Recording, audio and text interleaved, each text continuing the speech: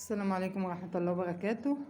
النهاردة هنتكلم عن عشبة أو حاجة زي علف يعني للأرانب. يعتبر مش موجود، محدش يعرفه.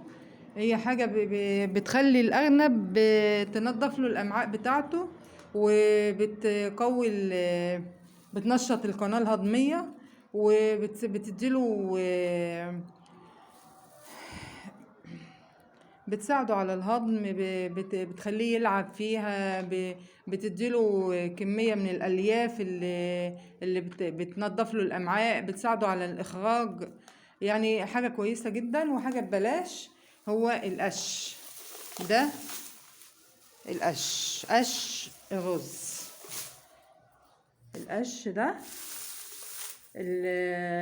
بس هو أخضر اهو، في أخضر لسه اهو، ومع إنه هو يعني احنا شوفي الرز مجموع من امتى، الغله هتتجمع دلوقتي، وده بص لسه فيه خضار، يعني معنى كده ان هو متخزن كويس. بص الارنب اول ما اتحط بيروح ياكل فيه.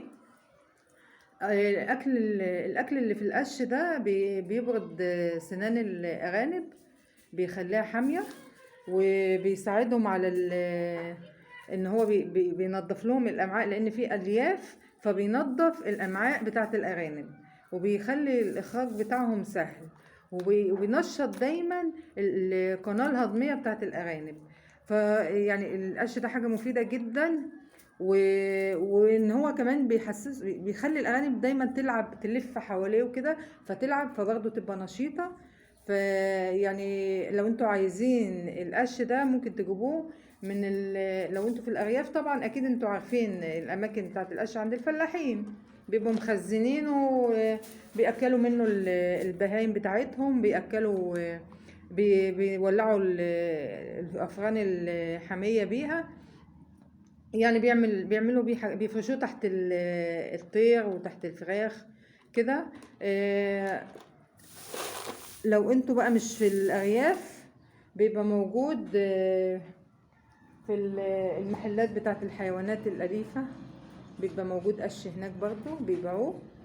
معرفش هو بيتباع بكام ولا ازاي، بس احنا بنجيبوه هنا من الارض، الاراضي الزراعيه ببلاش.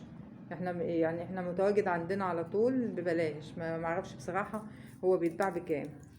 فيا ريت حاجه زي دي كويسه جدا للارانب، دايما ترمي عندهم شويه قش كده يلعبوا فيها، ياكلوا فيها. هي مش مضره، لا بالعكس دي مفيده جدا ليهم.